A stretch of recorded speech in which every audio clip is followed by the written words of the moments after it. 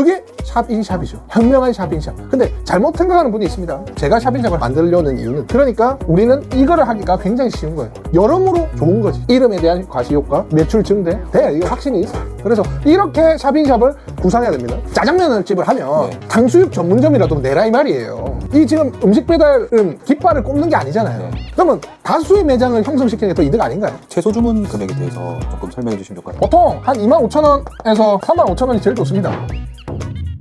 그러면은 아까 샵인샵 끼워 넣어가지고 조금이나마 방어해야 된다고 했는데 자기 업종에 맞는 샵인샵을 좀 찾는 방법이 좀 있을까요? 자, 지금 샵인샵 잘하고 있는 데가 뭐냐면 굽네치킨, 맘스터치, 굽네치킨, 굽네피자, 맘스터치, 맘스터 피자. 그러니까 치킨과 피자죠. 가능한 이유, 치킨은 들어오면 오븐에 굽잖아요. 네. 그죠? 자, 굽네치킨 오븐, 냉동 피자 있죠 요새. 이런 것들 냉동 피자입니다 거의. 아, 직접 안 만들고 도우를 만들 시간이 없어요. 근데 너무 잘 만드는 거지. 퀄리티가 높다는 건가요? 그렇지. 아. 기존에 있는 오븐에 써서 굽네 피자를 만들어버린 거지. 맘스터치 튀기잖아요. 네. 이건 어떻게 하는지 모르겠어요 솔직히. 에어프라이기를 넣어서 하든지 미니 오븐을 넣어서 그냥 할 수 있겠고. 왜냐, 피자는 완제품이잖아요. 녹여서 하면 되잖아요. 그러니까 내가 말한 햄버거 집을 하면서 샐러드 가게를 한다. 저희도 상추랑 토핑들을 이용해서 거기서 조리 시스템은 거의 똑같거든요. 네. 동선과. 근데 이것들도 피자라는 것은 완제품이 형성돼서 공장에서 납품이 되면 그거를 이제 매장에 받아서 냉동해놨다가 해동시켜가지고 바로 구워가지고 바로 나간다. 그게 샵인샵이죠. 현명한 샵인샵. 근데 잘못 생각하는 분이 있습니다. 그게 뭐냐면 국밥집을 하는데 피자집을 해요. 국밥은 간택기로 해요 보통. 근데 피자는 구워야 돼요. 오븐,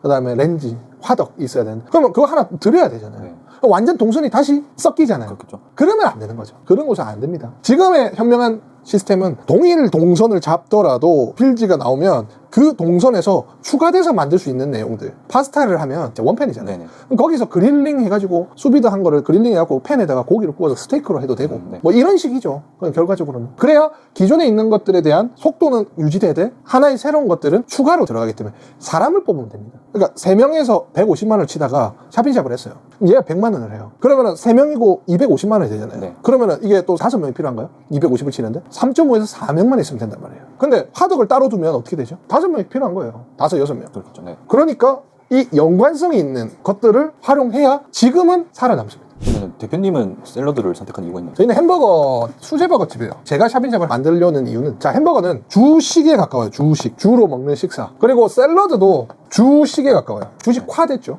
근데 샐러드는 가서 잘 못 먹어요. 브런치 가게가 유명한 곳 빼고는. 그러면은 저희는 야채를 쓰잖아요. 네. 그러면은 동일한 동선에서 요렇게 저희가 동선이, 주방 동선이. 그러면은 새우 패티도 있고 고기 패티도 있고 치킨 패티도 있고 야채도 있단 말이에요. 네네. 상추도 있고. 네. 소스도 다 있어. 팩화돼 있어 우리는. 그러니까 우리는 이거를 하기가 굉장히 쉬운 거예요. 들어오잖아요. 그러면은 새우를 볶는 거를 그대로 볶으면 되고 고기를 굽면 그대로 구우면 되고. 그러니까 똑같아. 요 있는 사람들이 하는 일이 똑같아. 그리고 마지막에 샐러드를 미리 소분을 해놓고 여기에 축축축축 메인 토핑만 조리가 돼서 넣으면 끝이야.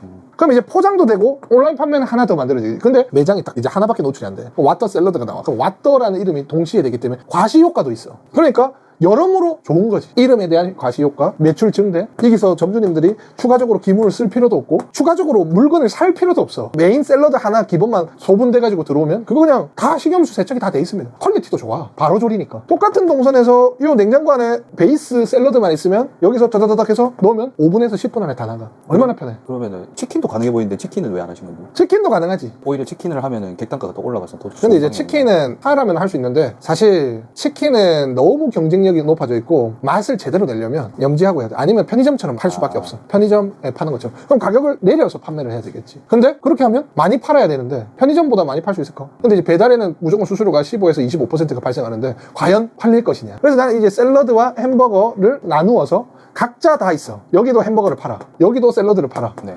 그래서 2개의 매장을 갖게 되는데 얘는 샐러드가 주야. 여기서는 또 이제 햄버거에 샐러드가 제일 많이 팔리는 거 3개, 4개가 나가면 복합이 되겠지. 이론은 괜찮아 보이지. 네. 그게 이제 8월, 9월에 이제 들어간단 말이야. 돼. 이거 확신이 있어. 그래서 이렇게 샵인샵을 구상해야 됩니다. 주방 동선 다른 거 없이. 그 다음에 주식이어야 되며 찾는 시간대도 비슷해야 돼요. 샐러드가 야식을 먹진 않죠. 네. 저희도 점심, 저녁이거든요. 네. 그런 것까지 다 고려해야 돼요. 있죠. 시간대가 다르면 또 안 되니까.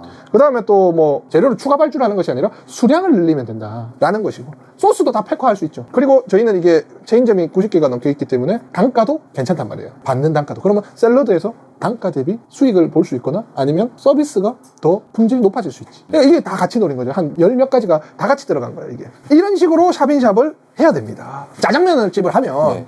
탕수육 전문점이라도 내라 이 말이에요. 상하이 반점이면 상하이 탕수육으로 내면 한 개 더 늘어나잖아요. 그렇죠, 네. 이 지금 음식 배달은 뭐예요? 깃발을 꼽는 게 아니잖아요. 네. 그러면 다수의 매장을 형성시키는 게 더 이득 아닌가요? 그러니까 결과적으로는 제가 봤을 때는 너무 많아도 근데 별로 안 좋아. 한 2개 정도 해서 많이 파는 게 좋습니다. 많아지면 식자재들이 많아져. 그럼 또 재료의 퀄리티도 떨어지고 그리고 발주 관리하는 것도 굉장히 힘들어. 그러니까 딱 적정 식자재 재료를 가지고 냉동이어야 됩니다. 냉장은 힘들어요. 근데 냉동을 냉장처럼 엄청 더 맛있게 만드는 방법이 또 있습니다. 그래서 그런 것들을 공부하셔서 같이 조합해서 만드는 것이 제가 봤을 때 현실적입니다. 지금 저는 현실적인 내용만 다루기 때문에. 아까 잠깐 얘기 나온 건데 채소 주문 금액에 대해서 조금 설명해 주시면 좋을 것 같아요. 요즘 1인 가구도 많이 생겼잖아요. 보통 한 25,000원에서 35,000원이 제일 좋습니다. 이렇게 사 먹는 사람이 있습니까? 좀 너무 부담스럽고. 그리고 이제 족발 애들도 25,000원, 35,000원이었는데 네. 그 안에 있는 배달비가 어느 정도 포함되어 있는 금액이었는데 수익률이 떨어지죠. 족발 네. 친구들도. 족발이 25,000원 넘잖아요. 네, 맞아요. 이제 4만 원 넘잖아요. 네. 족발. 그죠? 햄버거 단일 제품들은 힘들겠죠. 그래서 이제 어떻게 설정하는 게 좋을지. 국제 브랜드를 보면 네. 맥도날드, 롯데리아, 버거킹 다 12,000원에서 15,000원 사이에요. 저렇게 해서 주문율을 높이겠다는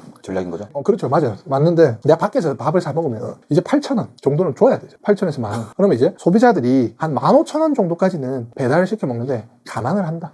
이제는. 옛날에는 비쌌는데 이제는 감안을 해. 왜냐? 옛날에는 13,000원이었으면 네. 배달비가 2,000원에서 2,500원이었잖아. 그러면은 결과적으로 내 돈 나가는 15,000원, 16,000원이잖아. 근데 이제는 배달비가 안 내도 되니까 15,000원 이상은 해도 된다. 이거죠, 이거. 15,000원. 15,000원에서 16,000원까지는 괜찮습니다. 하지만 1인은 15,000원까지는 하는 게 맞아요. 그러면 이제 15,000원이 넘어가면 1인 가구를 포기하게 되잖아요. 네. 그렇게 하면 안 되죠. 추가 메뉴를 만들어야죠. 내가 배가 고팠어. 네. 햄버거를, 새우버거를 먹고 싶어. 치킨도 먹고 싶어. 그러면 어떻게 해야 되나요? 밑에 구매하기 전에 치킨을 넣어놔야죠. 그러니까 객단가가 계속 커지게끔 만들어놔야죠. 시각적인 효과나 밑에 있는 추가를 계속 만들어놔야죠. 오프라인도 똑같습니다. 오프라인 더 짧아요. 선택하는 시간이. 대기하고 기다려야 되는 거 눈치 보기 때문에. 네.